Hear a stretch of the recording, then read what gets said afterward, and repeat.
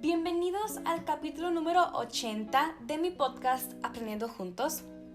Seguiremos hablando de doctores de la muerte. En este capítulo hablaremos específicamente de Richard Angelo, el enfermero de la muerte. Angelo no fue médico, pero sí enfermero estrella durante la década de los 80 en el Good Samaritan Hospital de Long Island, Nueva York. Richard Angelo, de 26 años, trabajaba en el área de cuidados intensivos, donde se caracterizó salvar vidas en estado crítico con primeros auxilios. En sus ratos libres era bombero voluntario y scout, siempre dispuesto a salvar y a ayudar a las personas de su comunidad. Pero estas facetas benéficas solo eran el lado luminoso de una cara más siniestra. Angelo llegó a matar incluso a pacientes salvados previamente por él mismo. Por lo general, les suministraba inyecciones letales. En septiembre de 1987 ayudó a estabilizar a un paciente crítico. Angelo literalmente le salvó la vida. Posteriormente, en la noche, le suministró una inyección letal. El 11 de octubre de 1987, un caso de un paciente extranjero, Gerolamo Cusick, de 75 años, puso en alerta a las directivas del hospital. Este sujeto entró en un estado crítico justamente en el turno de Angelo y por suerte no murió. Al paciente se le practicaron exámenes y se pudo determinar que se le había suministrado pabulón y anectrina, drogas que producen parálisis muscular y pueden provocar un paro cardíaco. Las autoridades llamadas por el hospital arrestaron a Angelo, quien no tardó en confesar otros asesinatos. También hallaron en su casa muestras de las sustancias usadas en los crímenes. Angelo reveló la muerte de 4 pacientes a su cargo, pero es probable que hayan sido más de 20.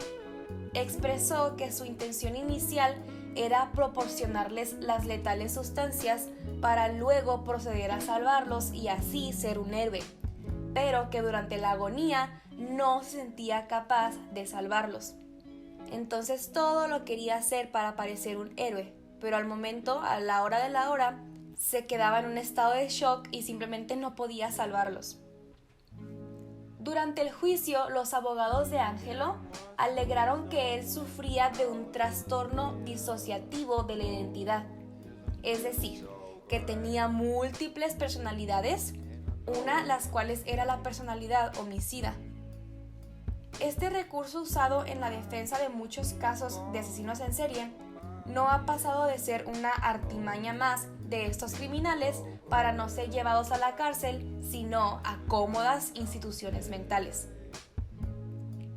El ángel de la muerte, denominación que se le ha dado a este tipo de asesinos que, amparados en su posición de salvadores, disfrutan controlando el destino de los enfermos a su cuidado, fue condenado a pasar por lo menos 60 años en prisión.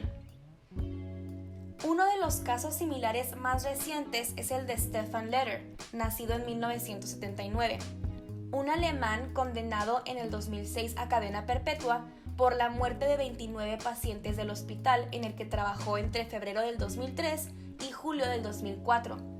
Leder fue descubierto cuando intentó proporcionar una inyección letal a un paciente que se negó a recibir la droga al insistir en que no era una droga recetada. Otro caso similar fue el de la enfermera austríaca de 32 años, Waltraud Wagner, quien, en la colaboración de 3 compañeras, Maria Gruber, Irene Leidolf y Stefanija Mayer, asesinó a 42 pacientes entre 1983 y 1989 en el pabellón 5 del Hospital Linz de Viena. Se cree que pudieron ser incluso más víctimas.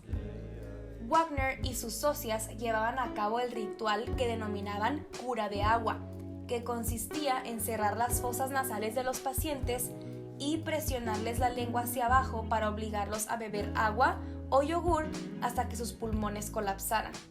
En otros casos, suministraban fármacos fuertes en dosis muy altas. Wagner se mostró cínica en su defensa, alegando que los pacientes eran una molestia. Wagner y Lane fueron condenadas a cadena perpetua, Meyer y Gruber a 15 años de prisión.